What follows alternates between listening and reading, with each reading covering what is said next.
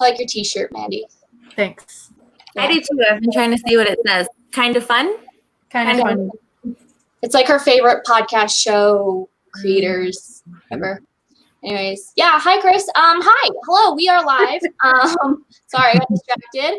My name is Alana, and I'm part of Near Mint, and we are doing Near Mint Book Club today. I have Mandy over here, Tommy below me, and then our special guest is, can I point? There we go. Missy May. Hi, Missy. Hi. Woo. Love of my life. So we are talking this week about Attack on Titan, which is the manga, volume 1. Full disclosure, I ended up reading more because I was like, whoa! But anyways, we'll get into that. If you are joining us live, hello. We love to see you. We love to see you in the comments, so make sure that you are chatting along with us. If you are joining us after the fact on our YouTube page or wherever, hi, also welcome to you. If you want to join us live, we do this every Wednesday, typically around this time, which is 7 p.m. Mountain Standard Time, so 6 p.m. PST, and not, what time is it, Tommy? 9 p.m.? It's 9:01. 9:01 EST. So come join us on Wednesdays. We'd love to see you.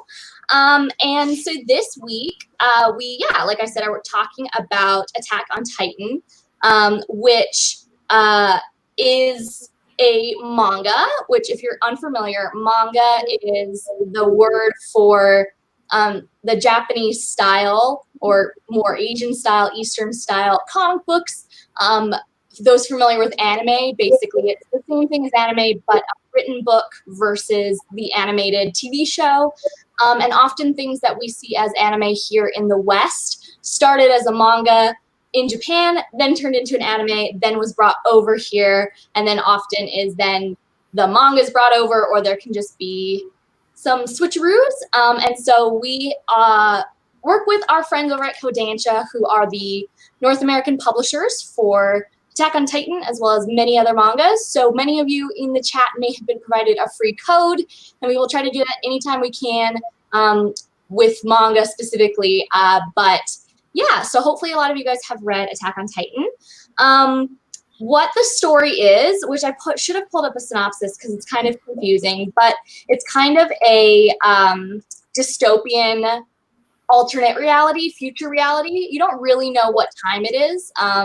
But they definitely have gotten to the point of evolution in which there's like guns and like basic weaponry, but like we don't know beyond that. And it is based in, we don't know where, but our world. And what has happened is that one day, all of a sudden, these Titans, which are like colossal humanoid things, they don't have genitalia. They don't have clothing. They don't have really a brain from what they can tell, or at least not high levels of intelligence, not like human levels of intelligence. And they seem to have only one thing in mind, which is to eat human beings.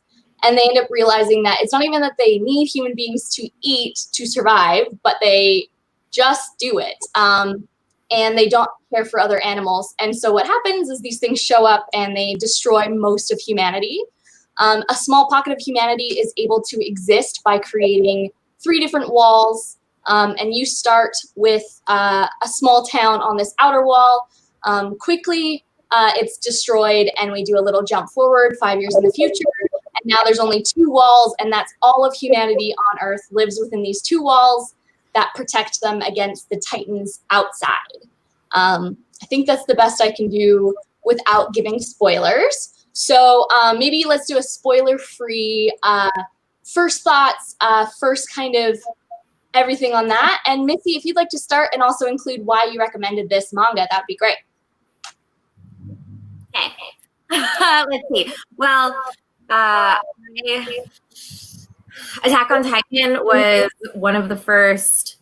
I started watching the anime before I read the manga, but it was just like so brutal. I had never seen an anime that intense, and it really, really surprised me. And I just remember getting through the first couple episodes and just being like, oh, I need to know what happens with everything. And I just read, all of the manga. But yeah, it's just really surprising if you haven't kind of gotten into that style of manga, because a lot of the stuff that we watch is like shonen, like cute kind of, even if it's like gory, it's still like kind of cute. But Attack on Titan isn't like that at all. Like it's very, very brutal from the get-go. So I kind of wanted, Alana was like, pick one that's maybe not too weird, we don't want to blah, blah. And I was like, this one's weird, but I'm picking it. Yeah, it's good stuff. I just really love that. It kind of like makes me think of Game of Thrones, where I'm like, don't ever get attached to a character. Like, don't ever like feel comfortable. Like nothing and no one is safe. And I really like that because it has always continued to surprise me. The giant wall. Cool. Tommy, how about you go next? What were your first thoughts on this? Yeah, back in college, I watched the anime with my friend for not all of it. I think at the time there wasn't a lot out. I think. Yeah, there was like a 4-year gap between like the first 2 seasons. Yeah, I think it was like the first one came out, and then like there was a bit of a lull, and then during that lull, it got really popular in the U.S. to the point where there was like big news of like, oh, season 2 is coming soon. I remember all that, but I don't think we ever finished season 1. I forget why. We were in college, we were doing, but I remember thinking it was pretty good. I enjoyed it. I watched a lot of Dragon Ball Z when I was growing up, so I was used to the hardcore stuff, if you will. So I vaguely had an idea of what was going to happen rereading this or reading it. But I still enjoyed it. It's a tough thing to read during a worldwide pandemic because I want happy thoughts. And obviously I don't get affected too much by the stuff, but while having watched the anime, I kind of knew what was happening, so I was just going into it thinking like maybe the anime is more dark. No, they're the same level of crazy. So I still enjoyed it. It's a page turner. It's like nonstop for the most part. More nonstop than the anime, I think, if I remember correctly. The anime I feel like had to fit a little bit more filler in. But yeah, no, thoroughly enjoyed it. Made me just the right amount of sad, but I would keep reading it. Cool. I like that. And then, yeah, and we're gonna come back to the during a pandemic because that was very like cool. Mandy, who is our resident, I don't really like manga person. How did you feel about it? Okay, overall, I like the synopsis. Is interesting. Like, I'm all for post-apocalyptic, sci-fi, kind of weird, dark shit. Like, that's right down my alley. So I think I liked this a little bit better than that slice of life that we read previously for book club. Yeah, I think I'm still trying to wrap my head around the pacing of manga books because I did find that it seemed a little slower. And maybe this is faster than most. There was a lot of points where I was just like, okay, like, or it seemed a little bit repetitive in spots, and not necessarily in a bad way. I get that that's a lot of how they do their storytelling. So again, like, it's just me trying to separate it from what I'm used to reading. But I mean, after I read it, I went to Adam because I was like, I pulled it in Atlanta, and I was like, you know what? I was like, I kind of want to know more that's going to happen without going necessarily to read or watch it. So I went to Adam, who has watched all of it. I think he's on season 3, and I think there's 4 seasons or something he was saying. So I was just like, tell me all the spoilers. Tell me what happened. So, I mean, it was enough that I wanted to know more. It is a little tough because I think there's like 31 volumes or something I was reading. 41, yeah. 41? Okay, yeah. So, and it's ongoing, isn't it? There's still... Maybe it's the side. No, I think that it's like your main story. Yeah, the main story is completed with some side stuff. So I was like, that many volumes, that's a lot to commit to. So I was like, I could see myself maybe reading a little bit more, but I was like, even Walking Dead, like, I loved that comic, and I'm still so far behind. I'm not even halfway through it because it just was so much in that one world. I don't know. So overall, I did enjoy it. Yeah. Sweet. That's good to know. And yeah, with the pacing thing too, like, you have to think about it's not released the same way, right? Like, they do release parts of it, but for sure, like, in a comic, like a Western comic, you release one issue, one floppy, and it's this much pages, whereas a manga is different. Plus, yeah, the readers are different, so that's all valid. So my first thoughts, similarly, I don't know. I had seen some of the anime. I was familiar with basically the main 10 characters from cosplay, like just from being around. And then I had seen scenes and a couple full episodes with Mandy's partner, Adam, who she was mentioning, because he's really into it. He really likes military stuff. He really likes anime, so it's like exactly up his alley. And so I'd seen bits, and I'd seen enough that I was like, hey, isn't this? And he'd be like, oh, well, this. So I was like aware of concepts. And so going into it, I thought I wouldn't like it, honestly. And then, yeah, I read volume 2 immediately after. And then I was like, shit, I'm supposed to be working. I'll read volume 3 after book club. But yeah, I'm like really into it now. So yeah, now I'm like, Missy, let's watch the anime. But I mean, it definitely was. I mean, it was good. Like, I liked it. I thought it was really good pacing for a manga. I totally get your comments, Mandy. But yeah, it wasn't like that slice of life where it was like, we read Tokyo Terroriba Girls, which is very much like not anything happens, which is fine. But as our first manga for book club, it was kind of like, yeesh.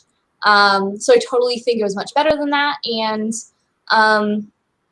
yeah, like I kind of really liked how they did it, where they introduced us to like 10 main characters plus off like within a couple, like within the first like what would be an equivalent of an issue, and it does it like by name, by rank, and then there's like a few other people that are probably going to be important.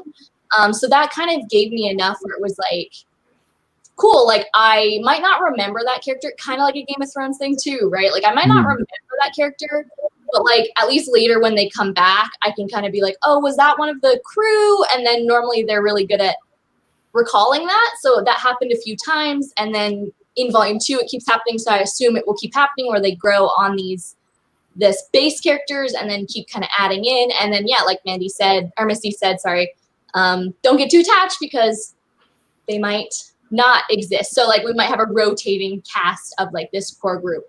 So I'm really excited to see almost that character development side. And yeah, overall, I thought it was amazing.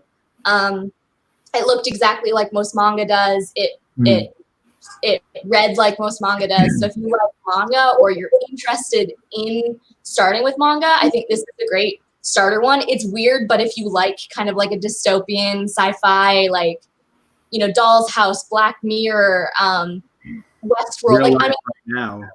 What we're living in right now. Yeah, no. Yeah, if you like anything like that, I mean, as long as you kind of suspend your disbelief and you're like, all right, there's these giant, weird, fleshy humans, I guess, titans. Once you're past that mentally, you can kind of just deal. So yeah, that was my first thoughts on that. We have a couple comments. Just it looks like Chris and Kelly, they're just saying, you're welcome for the code, Chris, but Kelly was like, I already put a library hold on the 2nd and 3rd volume. She loved it, so amazing. And Chris said he really enjoyed it and wants more, and he watched the first 2 episodes of the anime today. Yay! So awesome. Yeah, I'm right there too. So it looks like most of us are pretty, to different degrees, really interested in this book. So good rec, Missy. That's probably one of our best overall first thoughts. We've had a few, but anyways, good job. Cool.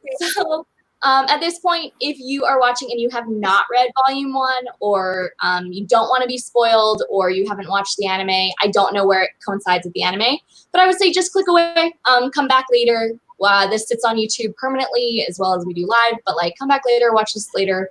That's totally fine. But saying that, we're going to try to keep spoilers within this first volume, obviously, if everyone, because I was like, I know all this other stuff too about the anime because they're talking with Adam. So I was like, I won't spoil anything that he told me. Yeah, but we're just going to spoil volume 1, and whether or not that spoils elements of the anime, sorry. But yes, correct. Mandy, do something with your hands so we know to come back at this point. Guys, come back when Mandy does that, and that's when you know you're good to go. I mean, when we start going on a tangent about something crazy, yeah. We'll do a new hand gesture for when we start talking about Twilight. We started talking about Twilight with Sora for, I mean, like half the stream. It was a lot. And I was really fired up about it. So I'm ready to do it again. No, I think we have enough to talk about with this book, which is really cool. So like going into a bit more spoiler synopsis, the thing that like destroys it is this like Colossus or Colossal. Titan. It depends on like the anime or the show or whatever, or the book or the show. But it's a 50-meter tall. I think it's meter, right? Not foot. Yeah. So I don't know what that is in feet, but like 100 feet, 200 feet, I don't know, massive. And that's how big their walls were. And so when this thing shows up after 100 years of them being used to it being max like 15 meters, like all of a sudden this thing is like 3 times plus that size. They're like, holy shit. And so it is very character driven. You follow, I'm going to butcher all their names, but I think his name's Eden, or it looks like Eden. But you follow a main Aaron? Pardon? Aaron? Aaron? Is it Aaron? Yeah. I don't know. Yeah. Anyways, you follow him and his, I guess, best friend, but also kind of adoptive sister, but they're not genetically related. And you don't know too much about their relationship in this first volume for sure. But they are quite young in the first couple pages, the first little story.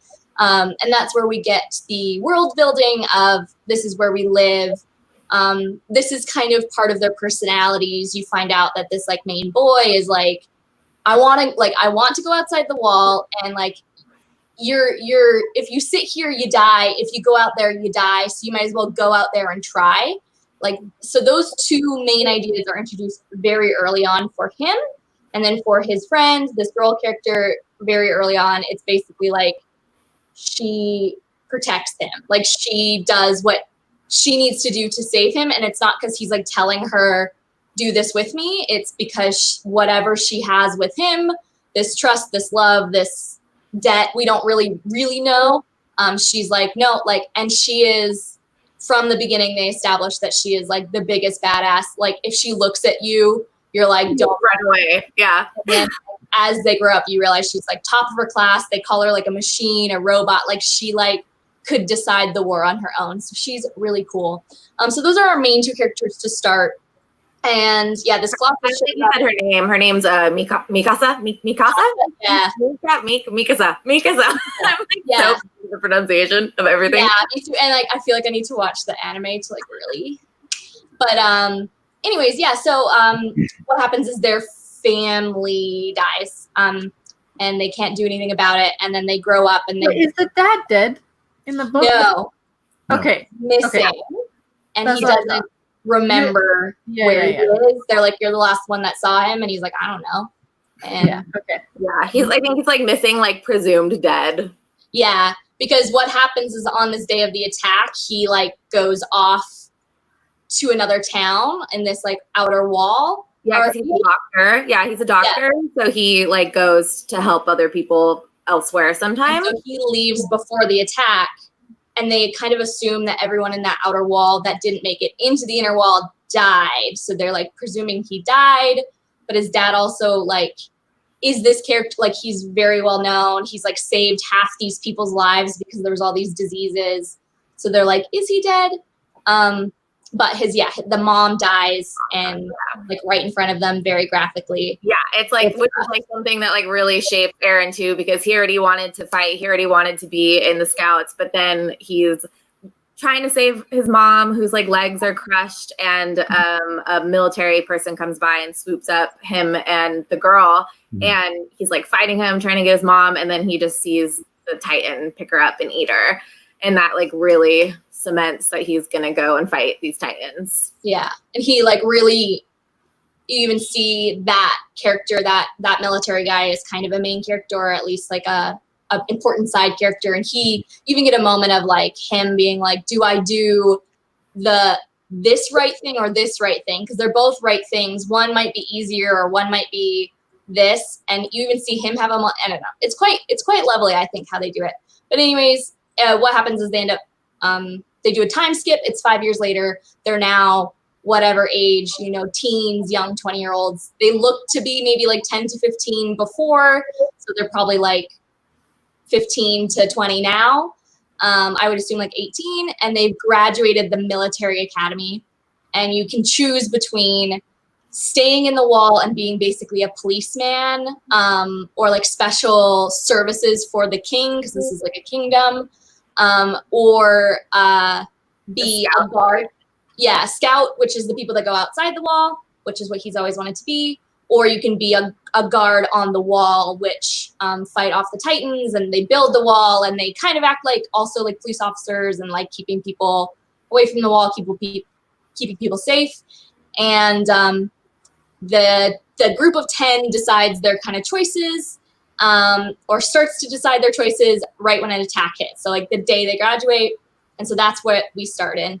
And I mean, it's pretty bonkers.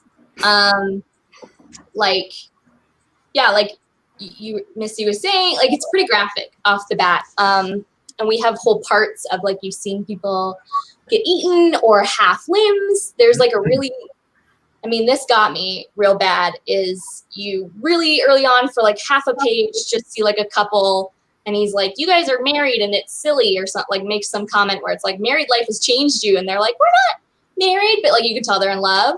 And then, you know, 30 pages later in this book, the same person comes across them, and she's doing CPR on the man, on her partner. And she's like, he's not breathing. Help me. And then it like cuts to further back, and the guy's been eaten. His legs and his lower body are gone. And she's just like so distraught that she's like, why isn't he breathing? And it's like, because he's half of a body. So, I mean, it's definitely not for kids. It is black and white, and it is drawn imagery. So I wouldn't say it's like shocking. Like I can't do horror at all. And I can totally do this. But if you are like a sensitive person, I'm assuming, and I kind of know, it only gets worse from here. At least when it comes to like violence and that kind of like gruesome imagery. Yeah, and you don't get a lot of closure with moments like that. You don't even then have that beat to breathe and be like, oh, he died. It's like they're in a war. They're in an active war. Yeah, it's like very kind of like realistic in that way, where it's like, yeah, some people are grieving, but other people are still fighting these Titans, and other people are still trying to do this. And yeah, you can't stop too long at these people. And the thing is too, this isn't like a war because kingdoms are at war. This is a war of the remaining percent of humanity that is at least known. Like they don't know if anyone else survived, but this is humanity fighting against something that kills them for fun. You know, this is not like I can go home. This is you fight or you die, you know? So. Yeah. And then with these like last two big attacks that are just happening, like she was saying, they're used to like 15-meter Titans or whatever. So there's the Colossal Titan and then the Armored Titan.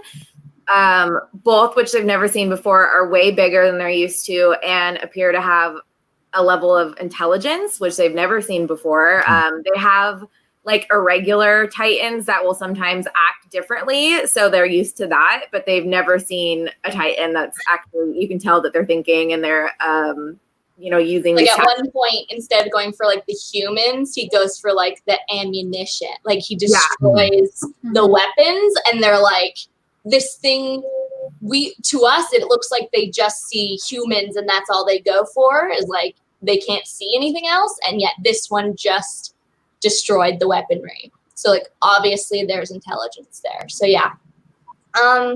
It's just like those zombie movies where there's like the smart zombie that starts convincing the other ones to do the other shit. They like start leading all the dumb zombies. You're like, don't There's one zombie in The Walking Dead in like the second episode that's trying to break a window with like a rock, and it never comes back ever again. And it's the worst thing I've ever seen. Yeah. You're like, why? But I mean, they show that in both the comic and the show with Morgan's wife, right? Is that she comes back to the house over and over. Mm-hmm. And they're like, is that muscle memory though? Or is that intelligence, right? And you never really, same thing. You never get that conclusion, but it's like, You're like, we could all pull out our this textbook. Yeah. I'm here on the third one. The third one. See, I'm on the second one still. Same. Yeah. I use them for protection at night. I put them in front of my door. No one can break in. I don't know, Missy, I don't know if I can say this, but you had an ex that I remember being like, I can't believe that people would ever be able to read. I can't believe that anyone would be able to read Walking Dead in single, or not in single issues, or something, like gave some attitude. And I was like sitting on Compendium 1, like Compendium. I was like, oops, sorry. You can hide behind it. Yeah, no need to right. He'll have his books. Anyways, cool. So back to Attack on Titan. I guess character-wise, we mostly see the main character because he's like the third in their like little gang. Yeah, and he has some of, I think, the coolest moments for the audience. At least me personally, because he's like the weakest. Like she's not strong. He's not good. He's a little smarter. They say he's like top of his class academically, but like physically, and then spoilers, but everyone in his squadron dies graphically in front of him, except for him, which he should have, but he escapes because of the main character sacrificing himself. And they account like another squad or platoon or whatever encounters him, and he just like can't even speak, and is like, later he's like talking about he might kill himself. Like it's just a thing. So I guess between those, three characters, did we have any standouts? Do we have any thoughts about them? Tommy or Mandy or Missy?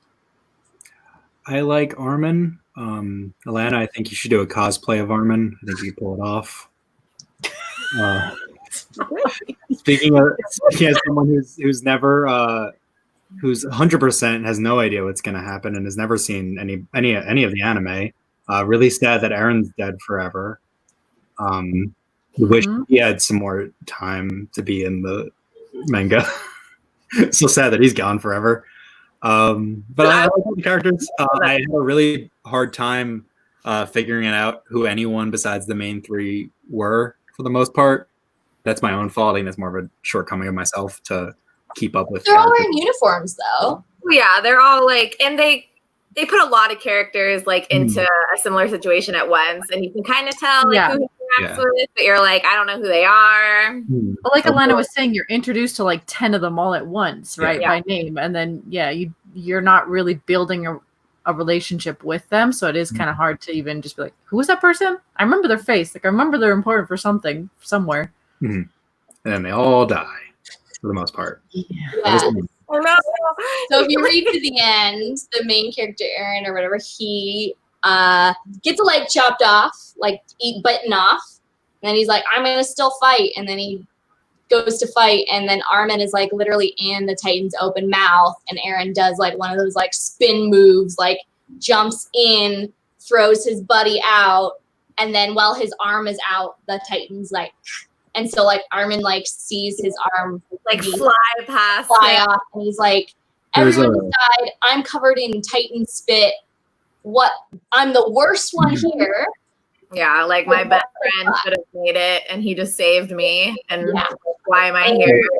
And he has a moment. I might be in volume 2, so maybe this is spoilers, but there is like a moment of like, I've always had my friends to save me, and now they're gone. Like, it's quite crazy. But I think we all know, even if you haven't seen more, some way the main character couldn't have died. It's not set up in that way. So it's definitely a cliffhanger because the last thing is that he's dead. And I think maybe that's why everybody wants to keep reading. I think he's dead. He's dead. Says, Missy, I love you. You look so pretty. Hi. Yes. I love you. Unrelated, but I wanted to make sure you know. when it comes to like the gore and the violence, I guess I just didn't find it very, I don't know. The Titans throw me off because I find that they look so goofy. Yeah. Like they're not like, I'm like, he's eating someone. I'm like, I just picture him being like, nom, nom, nom. Like he's not, it's like this big, weird, goofy character. I find that, and I get, again, this is probably purposely, but like all the other art is like stunning. Like there's so much shading and it's just like beautiful. But then you come to the Titans and I find they just always kind of look more lazily drawn.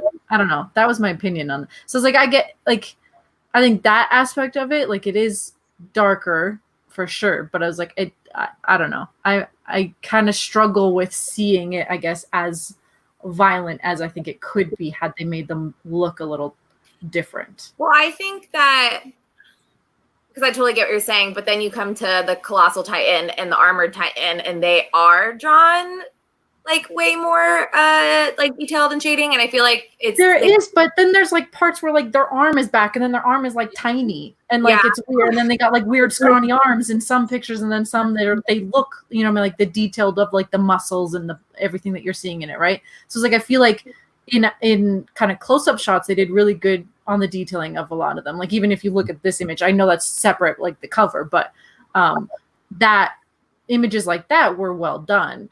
But then there is a lot that kind of threw me off, and I was like, why does he look all like googly and scrawny and weird and just misproportioned? But then every other character, they were able to kind of, I don't know, make their bodies work better, I guess, in action and stuff. Like I don't know, that kind of pulled me away a bit. And I asked Adam too, because again, I was like, are they like this in the anime? And he's like, yeah. He's like, they're always kind of regular size ones because they run. Yeah. They're like kind of just like they're it's so funny. Yeah. I mean, I wonder if that's partly to play down the violence. Like, I wonder if that was needed because I know Japan has different censorship laws, as well as I wonder if it's like a thing to make them look non-human. I mean, you don't want something to come across as lazy, so that sucks. But when you see, something that is more intelligent, like Missy was saying, at least in the face, I found them more expressive. But I think that's a valid no. Like, and I agree. Like, there are times that you're like even like the housing is beautiful, and then you see this thing, and it's like not a stick figure, but like kind of just like a stick figure Titan. So I totally get that.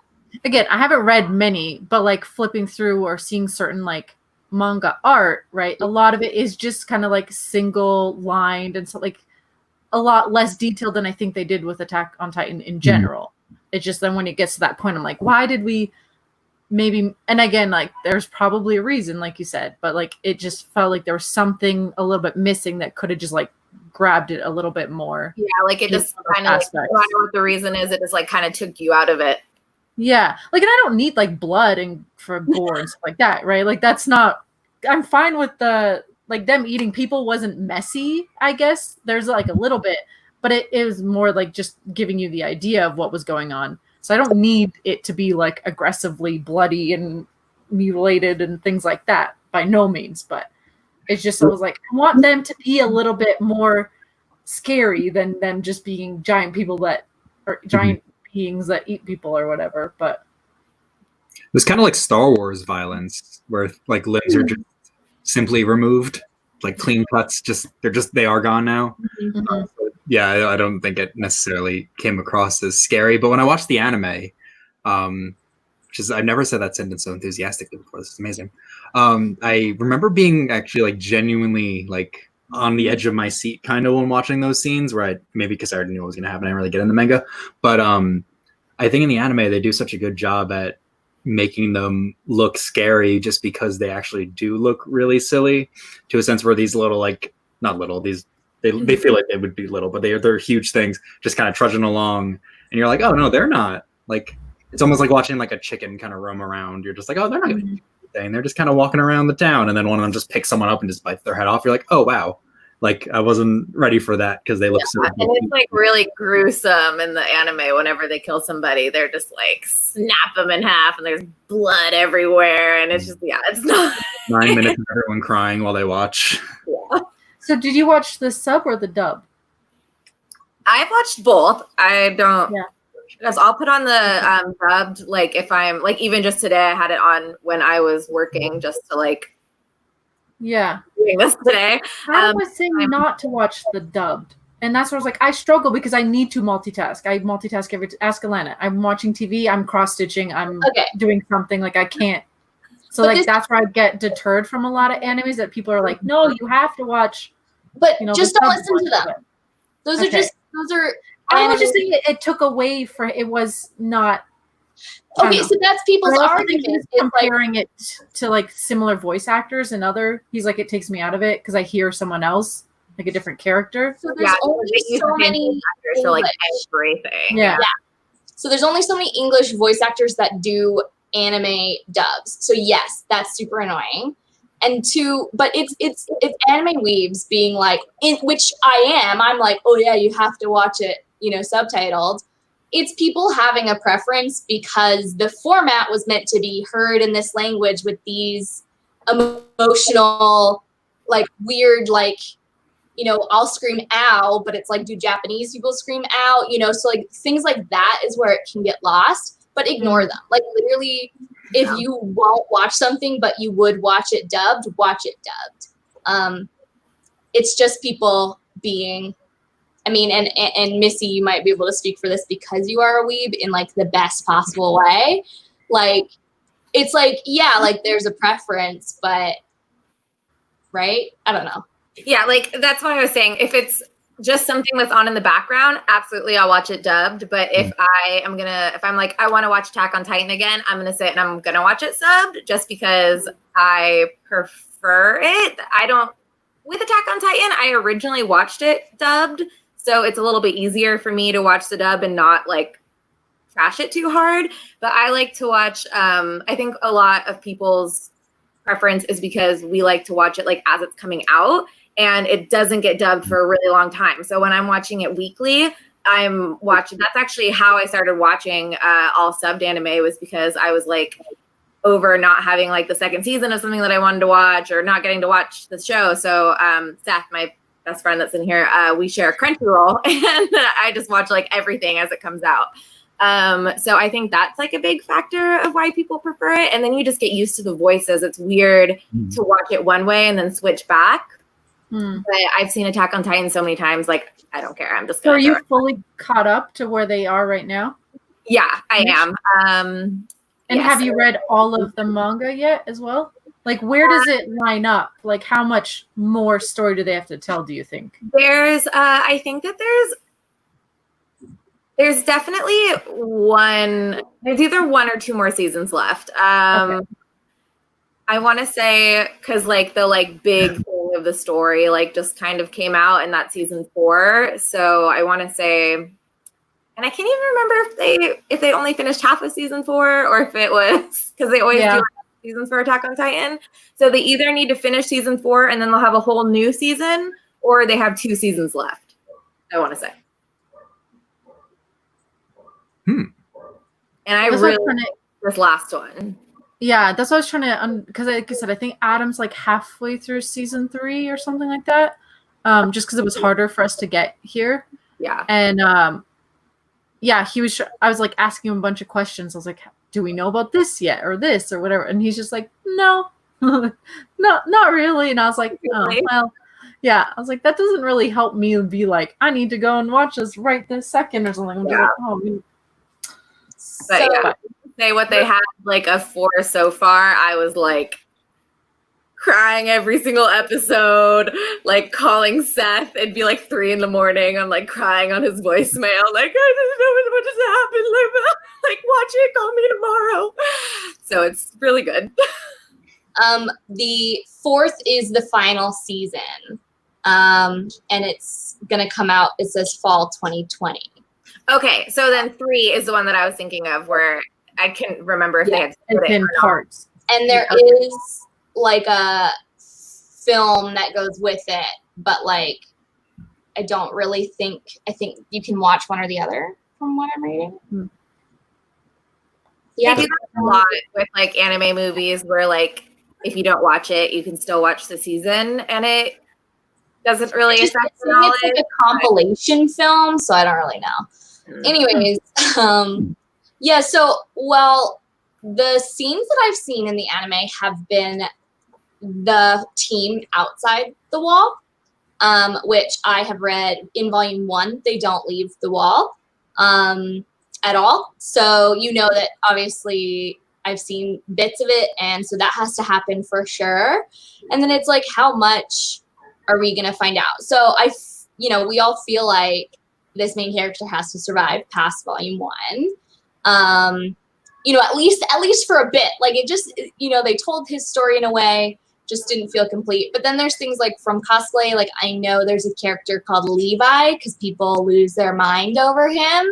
He's like, I got this so that I can cosplay him. Yeah, so Levi is like the fan favorite plus this main girl is the two that I hear of all the time. And then there's like these 10 other scouts or whatever. So that's really what I'm waiting for personally now.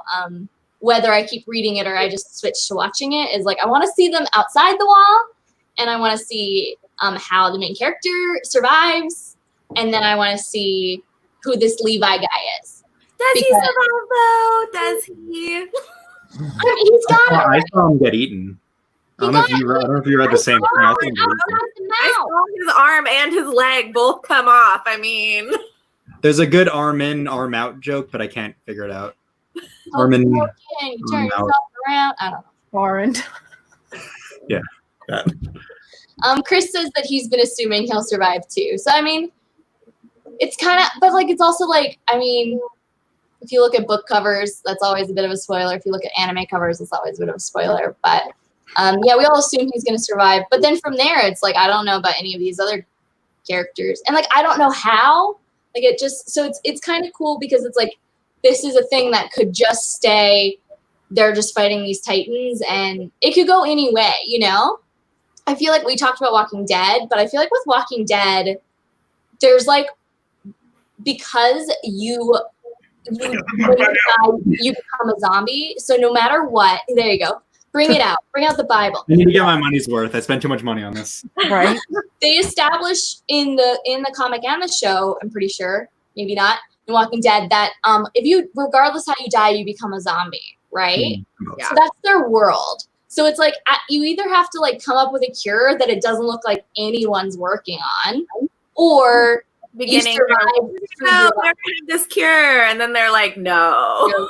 Yeah, whereas in Attack on Titan, I feel like they can, so like with Walking Dead, sorry, like, I'm like, how do you end it? Like, how do you end it in a satisfying way? Because if all of a sudden they're like, cool, there's a cure, like, I'm not going to be happy. But and I know there's an ending now, I have not read it, I apologize.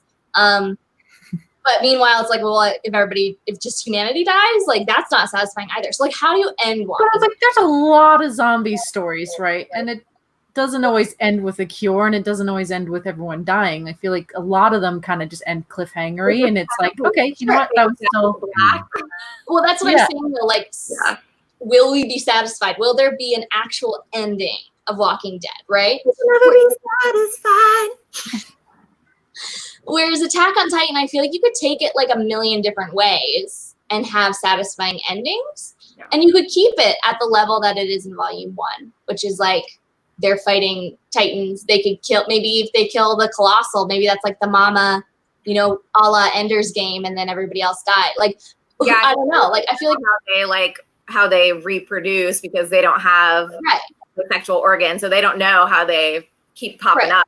So but we can also, then go find out more of that, or why the Titans are there, or where they came from, right? Like, so there's so many ways that I feel like Attack on Titan can go. That's what I'm really interested in seeing, is like, is there lore to it? Do we have a big realm? Like, they talk about there being a king, so like, is there a whole hierarchy of princesses? Like, can someone marry a princess? Princesses. Yeah, that's what I care about in this story. That's what we're here for. So I asked Adam, I was like, is there a romance? He's like, no, not really. Someone fall in love with a Titan. I was like, cool. Well, you lost me there. There's no love. I was like, I need love. There is, like, that's what Adam. He's like, sure. He's like, you could pull one, but he's like, are you gonna be like, oh my god, this epic love story? No. He's like, it's not. You're not gonna come out of it and be like, story point, but there are certain things that happen because people have feelings for other people or whatever. Yeah. And then there's the couple. Obviously, we already saw that one wife. Also, Alana, I think you were going over the like different manga, like the like slice of life, and then there's ones that are kind of more like for younger kids, and then there's like so it's like Adam was kind of explaining that this is more of the like adult, less romance, so like it's in its own category. It doesn't really totally. So how manga works, and I do have a whole breakdown on this on nearmint.com under our guides called Manga 101. Geez Louise.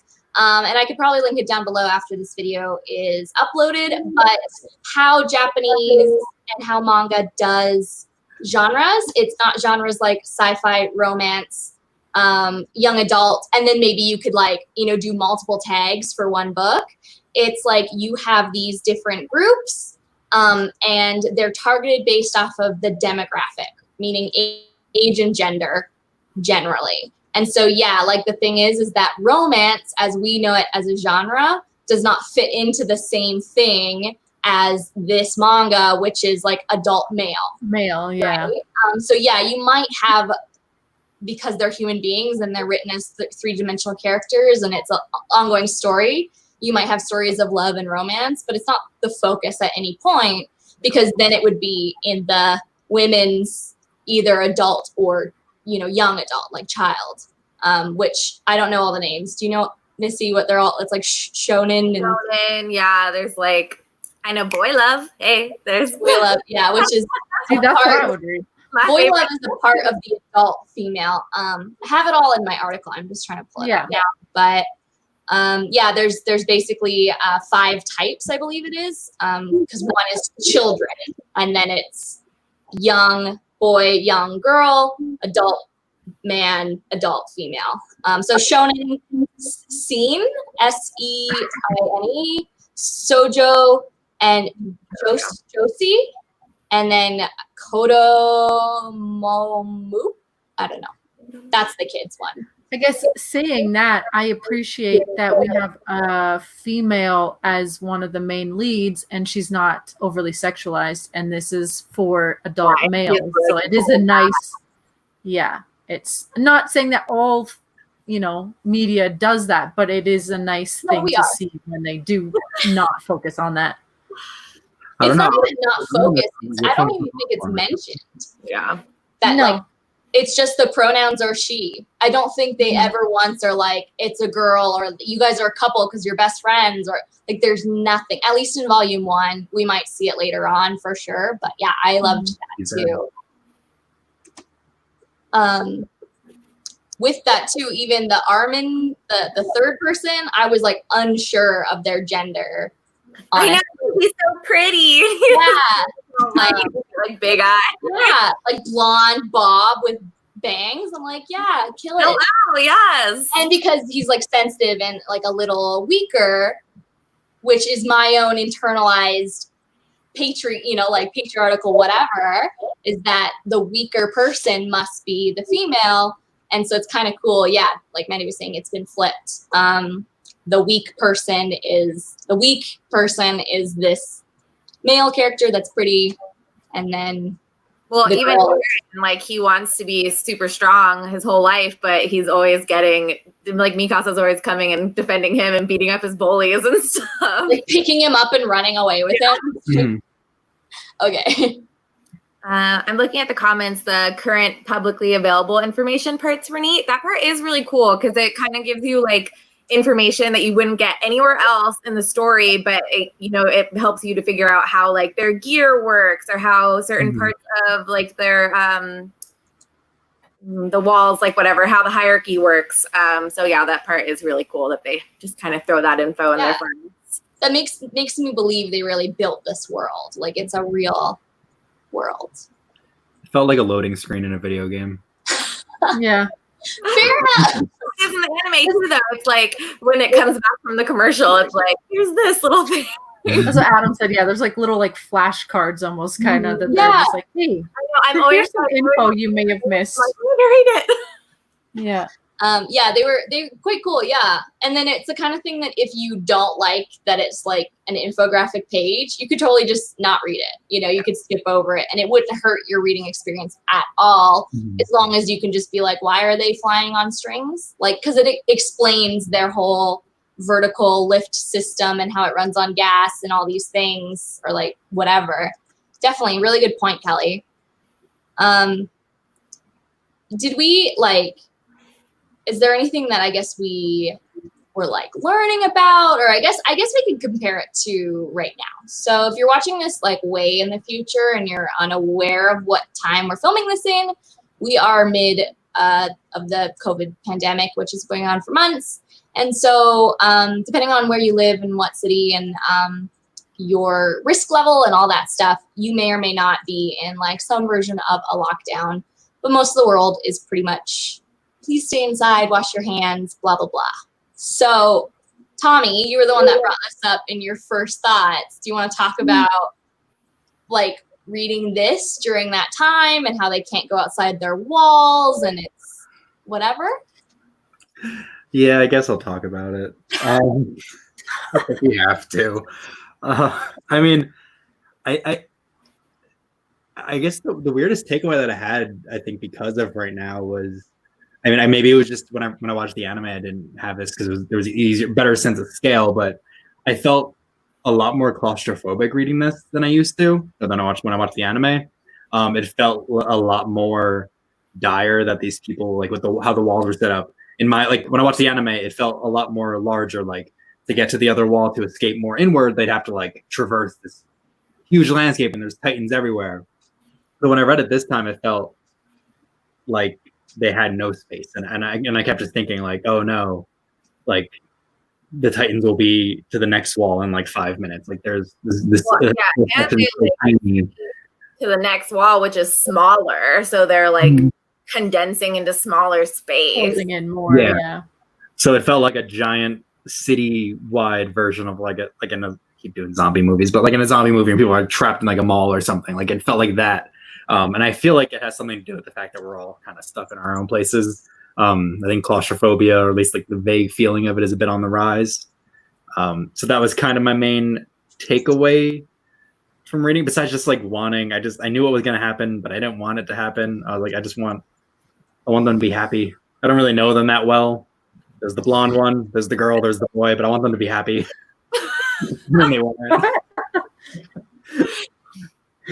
We just need happiness right now. Yeah. I mean, and any other time I would have been like, it could be sad. Let's dive into it. It is what it is. But yeah, no, it's a harder thing to read than it used to be. Yeah. And it's weird because it's nothing to do with what's going on right now. Like not even a little bit. It's so different, but like it isn't at the same time, and I don't quite know why. But there's something about it. Easier to relate to than it was before. Yeah, even stuff like the average citizen of this city, most people, not even the average, like everybody except for these few select scouts that kind of know they're on a suicide mission. Everyone else can't do anything.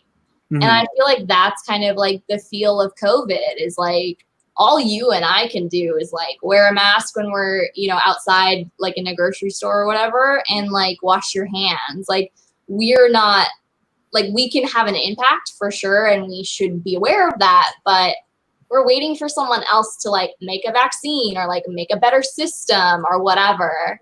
So, I mean, I could see those parallels kind of coming into play right now too, is like, I kind of feel like a sitting duck. It's like, well, am I just going to get it? Like, is everybody going to get it? Is that mean my grandma's going to, like you kind of just are like, well, how do I fight? At least in this, there is a tangible enemy and there's like a clear set path of join this army, do this thing, then you can go out and you can fight them, or even then just protect the citizens and then you're still doing your part. But it's like, what do we do against, virus?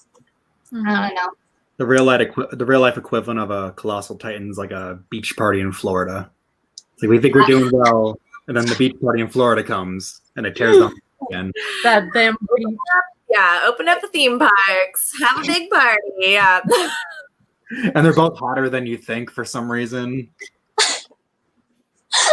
Yeah, why are they hot? The Titans are hot. They're really warm for some reason. Well, we don't know. Anyway, it's like, are they burning their skin off? Is that why they're all muscly? I don't know. Yeah. Oh. Missy raised her eyebrows. Did I guess? Does that matter? I mean, it just means they don't have skin. Anyways, okay, we've only got a few minutes left. So, I mean, I apologize for chatting most of that as always. But we are going to just finish up with some, like, did you guys have any other recommendations? Like, if you liked this, is there something else you'd like, whether it's a manga, TV show, book, movie, anything? Like, we be a BuzzFeed quiz real quick. Guys, if you were in this horrible world, what group would you pick to join in after you did the military training? Like the names of them. I don't think I'd be in the top 10. Yeah, because if you're in the top 10, you can go into like the inner city, like police, like military. But everybody and they all went to the scouts. They were like, nah, I'm gonna go fight Titan. So yeah, I mean, I think that if I cared enough and I was like brave enough to be in that situation, that I realistically I would want to be in the scouts just to, you know, go out and try to fight and think that, you know, you're making a difference. Although, you know, people like even at the very beginning, a large group of scouts come back and they've just been like totally decimated. And the captain of that, you know, vanguard is just like, he was very brave, but he died for nothing. Like, I'm sorry, I sent him to his death for nothing. Like, we accomplished. I can't that they gave the mother the hand. I was like, really? You would do this? It's like, here it is in a fucking cloth. Your son's hand. So sad.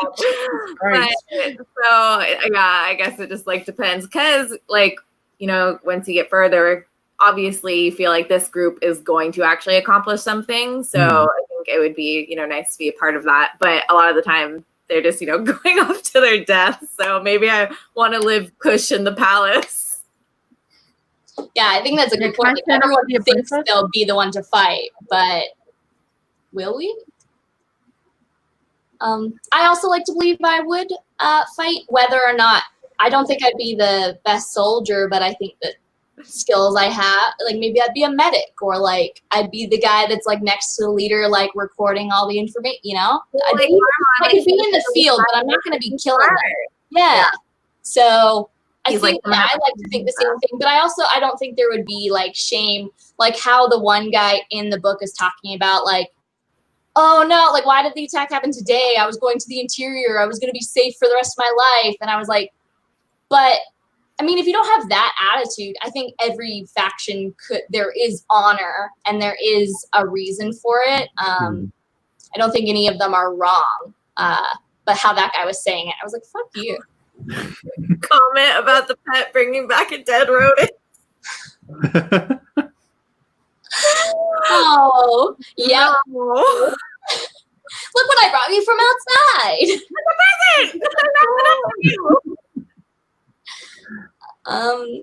What would you guys do? We're scouts, we say. I forget the name of them. There's like the Kingsguard guys and there's the wall guys. I want to be a wall person. All right. I think that's the smartest. I think that's where you really hunker down and make sure everyone's safe. We just got, I mean, in volume 1 at least, I feel like we got a bad example of a wall person. I made him look lazy because he was nervous and stuff. But yeah, I mean, a good wall person can really do a lot. Yeah. Well, they do. I mean, they probably have like architecture people too, because they reinforce the like. So it's like, yeah, there's a lot less active duty roles in that probably. So you get to fire a cannon. You do lots of cannons. Yeah. That's the thing is, like, obviously there's an importance to a team that's also trying to figure out what the fuck is going on, because just going out and fighting in this war that they're never winning, right? They just keep coming back defeated. Like, obviously them finding out how to kill these guys, or like the engineers that are putting together this contraption to allow them to kill them or whatever. You know what I mean? Like, there's strength in those jobs too. We just don't see them or understand them, but there obviously has to be someone there. Yeah, like that shit. So it's like cannons all the way up that wall. Yeah, exactly. For sure. Yeah. I don't know. I can definitely see why like Adam really liked this. It's very like military heavy without being like propaganda. So that's where I liked it, and I can see Adam. Adam is very much like a military dude. He loves Top Gun. To me, I'm like, Top Gun is straight up propaganda. I don't like it. It's really dumb. Mandy also likes Top Gun, so that's a crush to her. Gun. But so I mean, Missy also. Everybody likes the military, but me. I don't dislike. This is bad. This is that one thrift store thing. I don't it's just not my favorite genre to read about. I don't feel like they're bigger heroes than other heroes I read about. Like they just kind of exist. And so when you say to me, this is like a military based thing, I'm like, that's not the way to sell it to me. But I knew that was a large part of this. But because of all these elements, I thought it was really cool. I thought it was really different. It didn't seem to, wasn't nationalistic. And we kind of talked about this last week about The Martian. And one of my favorite things about The Martian and, whatever we talked about last week with humanity and like Superman saving one girl and like every human life matters and blah, blah, blah. But just like this very much feels like it's not that they are fighting for the pride of their country. They are fighting for their humans. They're fighting for themselves and their brothers and their sisters and everyone that has lived and will ever live.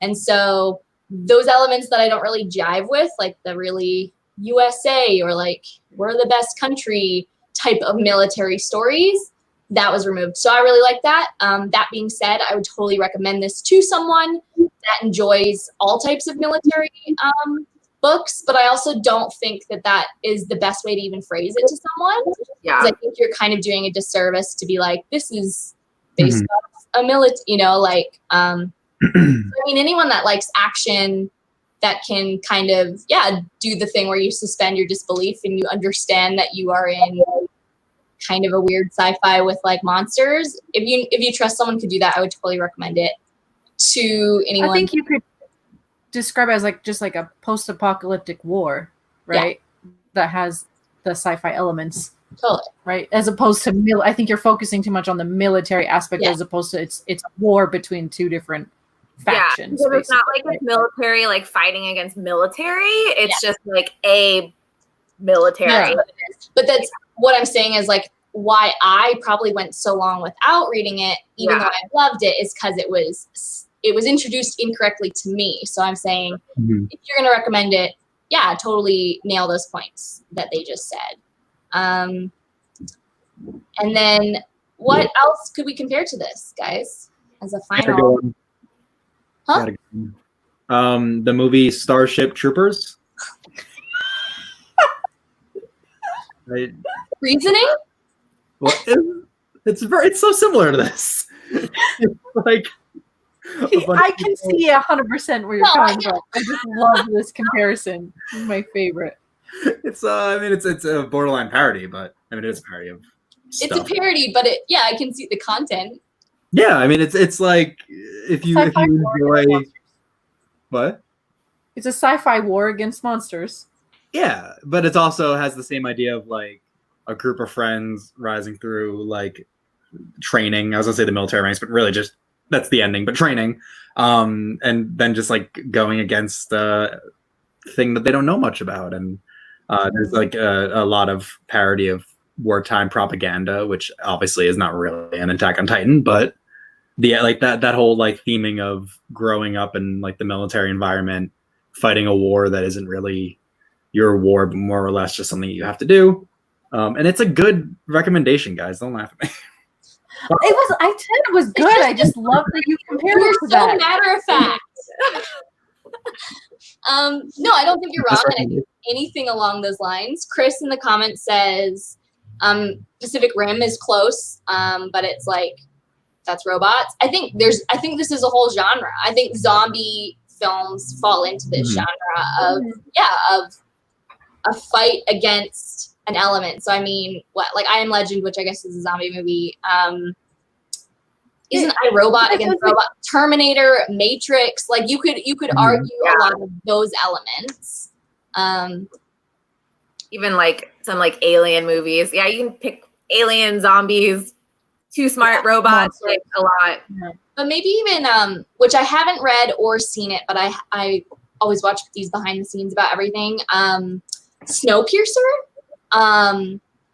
Because it's about a train that has all of humanity on it in this like post-apocalyptic winter wasteland, and it's this like weird massive train that's like traveling through the world, and that focuses more on the social classes of like what compartment you're in. Like the closer to the front, the better you are. So it's kind of that, and we haven't seen that in volume 1, but I have to like anticipate. Same with like Hunger Games, you know, like the capital being the most interior, it's the most safe, and it has the, you know, the people that are putting themselves at risk are the people on this exterior.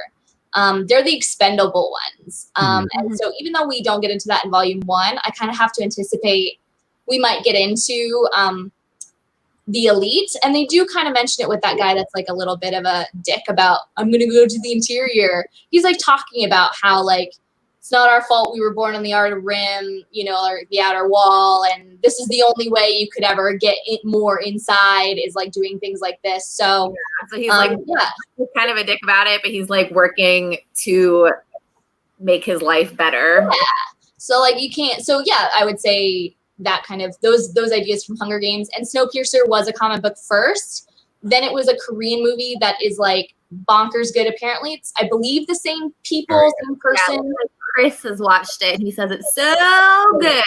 Oh, it's a show now. Okay. The Korean one though is the same guy that did Parasite, I think. So Parasite being the one that's winning everything, and then now there's a show which Chris said he hasn't watched yet, but. The show is apparently bad. Don't watch it. They turned a really good, like commentary on class distinction into a buddy cop show for some reason. Oh, Everyone hated it when it came out. Movie that was 10 out of 10. Fantastic. Okay. If you want to feel really sad, but it's still really good. Yeah. It's one of those. Yeah, so I mean, if that's what interests you is the idea of the class system and the walls system, there's lots out there, and I would say, I mean, Hunger Games is more childish. I mean, I love it, but it's less graphic as this, but there's still violence, and most people have heard of it. And then Snowpiercer, which I think we should maybe read on a book club because I've heard that the comic book's really good. So, is it a comic or a manga? It's a comic. French. I think he's like Russian, right? French. I believe it's French. Yes, so but is the movie Japanese? Is that what you were saying? The movie's Korean, but it stars all American actors except for a couple. So is it in English? It's all in English, but it's like very. It doesn't feel like an American movie, but all the actors, for the most part, are American. Like the way it's shot, the way it's paced, a lot of the music and the action is definitely not American, but like 98% of the actors are, except for like 2 amazing actors. Who speak full Korean the whole time. Really good. Okay. Really, really good. Yeah. So it's a blend of both Korean cinema and American cinema in English with white people. Yeah. Okay. That's what I think. The other one that I saw the movie and it was shit, but apparently the books are quite good is I believe Evans. Wait, I got really excited. Chris says that I didn't know that. So he has a Chris Evans. His Mortal Engines, and that's like a city. Yeah. Like London is like a city that like moves around on like it's like a tank system, and there's massive cities and they move around the world, and again it's like apocalyptic. But that's kind of cities at war with each other. But again, if you like the wall, I'm trying to think of recommendations based on a novel, right? It's a young adult novel. The movie was awful. Yeah, the movie was so bad. Yeah. I saw it, I mean, tangent, and we're over time anyways, but I saw it in the theater that is owned by the people like in New Zealand that did all the special effects. So like the guy that started Weta, Richard Taylor, he owns this movie theater called The Roxy, and it's all 1920s like Art Nouveau, and it's the prettiest thing. And they have like 6 of the Oscars that Lord of the Rings won, like out in the lobby. It's so crazy, and they have like full, like you have like a full lounge velvet chair like as your movie theater seats. It's like so crazy. I saw it there and I was like, well, like worst thing on screen, but like best experience. Fabulous. Yeah. So it's like, can I be mad at it? Anyways. We had comments from before. I just want to touch up before we head off. Kelly wanted to be the person growing crops within the wall. To respond to this since I saw it. Yeah. At age 12, you got to decide if you're going to be like going off to the military or if you're going to be going to the field. So if you want to do it, age 12, it's all you. Crazy. And people have to eat. Like that's just as important as it is to go and continue to fight this war they're not winning. Because even when they get into the next wall, like they're already having problems with like famine issues, and then all of the people from the outer wall come in. So it's an important job, and people in the military are like making fun of it, like, oh, why didn't you go work in the fields, blah blah blah. But like, how do you think you're getting your food? Yeah. And a little, again, spoilers for volume 2, but they just quickly, you see a bit more of the civilians or like the non-military, and they'll even call the military like freeloaders. Because they're like, for 100 years, you did nothing. There was no attacks from this to this, and you ate for free. But it's like, that's kind of, you could argue that in military and in lots of different parts of the world, Like, do you want a lifeguard to get paid to sit around and do nothing? Or do you want a lifeguard to actually have to save lives? Like, it's kind of like, anyways, they do talk about that a little bit more. But age 12, man, I didn't know anything at age 12. And then Chris said that he would want to be on the wall so that he could drink till the end. Yeah. Valid. Love that. That's what they're doing. They're sitting around before like the actual attack. They're like sitting around talking shit like, oh, I'm happy with my cush life. I'm just drinking during the day. You're just a stupid kid. And then the freaking Titan comes. You're like, okay. Yeah. Crazy. Okay. So I think that we are all good for today. Thank you guys for sticking with us. We went a little over today, but it's one of those things we could just chat about forever. Sweet. So if you wanted to see us, by us I mean myself, Mandy, and Tommy, or any Near Mint original content, please make sure that you are subscribed to our newsletter. That sends out every Wednesday to your inbox. It's just like a email, whatever, no big deal if you don't want to, but it's really cool. And we share like fresh information, fresh news, recommendations, and original content. We've even had Missy guest right before about some manga, and we hope to have some more of that in the future. I had like half of an article written for like a month. So you can subscribe to that at nearmint.com or nearmintweekly.com. I should know our own website, but it's down in the description box below. I also have our social medias. We're mainly on Instagram, in which you'll probably talk to me, and on Twitter, in which you'll talk to these two elsewhere, but you can get us anywhere you need to. We also have an email if you need to contact us. If you want to follow Missy, I can't ever point the right way. If you want to follow Missy, I also have her Instagram down below. That's primarily where she's at. She's Missy of the Shire on Instagram. Do you want to shout out anything, Missy, before you, I don't know. Do you have anything to promote? My mom says hi. Hi, wife. Mama. Promote your mom. Is she working on any projects? Hi. Oh, just hello. We're almost done. We're signing off right now. I'm just thanks for letting me help pick a recommendation and reading the book and letting me come on. It was really fun. I really like this, so I can talk about manga whenever. So awesome. Thanks so much. Thanks, Missy, for coming on. And next week we are going to be joined by Kara, forget her last name, Bilger. Yeah, Bilger. And we are going to be reading Volume 1 of Umbrella Academy. To coincide with the release of Season 2 of the show. We are going to be talking about it in relation to Season 1 of the show, but focusing mostly on the book. So we do encourage you to pick up a copy, reread it if you've read it. You can read it typically digitally as well as physically. Umbrella Academy by Gerard Way and some artist. It's quite lovely. Please read that. And we'll say it next week, I promise. So we'll talk about that next week with Kara as our guest. So be sure to join us then.